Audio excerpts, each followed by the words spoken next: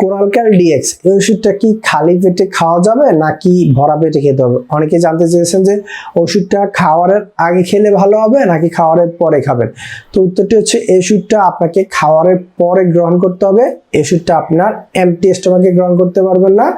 আপনাকে অবশ্যই যে কোনো ওষুধ গ্রহণ করার পূর্বে আমি রিকমেন্ডেশন করবো একজন বিশেষজ্ঞ ডক্টরের পরামর্শ নিয়ে দেন হচ্ছে আপনাকে ওষুধগুলো গ্রহণ করতে হবে।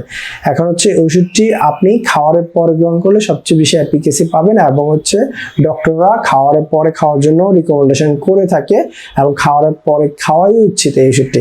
এবং এই ওষুধটি হচ্ছে ডোজ কেমন, এই ওষুধটি নর্মালি হচ্ছে ডক্টররা একটা করে হচ্ছে প্রেসক্রিপশনে প্রেসক্রাইব করে থাকে পার ডে, একটা করে 500-600 মিলিগ্রাম ট্যাবলেট প্রেসক্রিপশন প্রেসক্রাইব করে থাকে।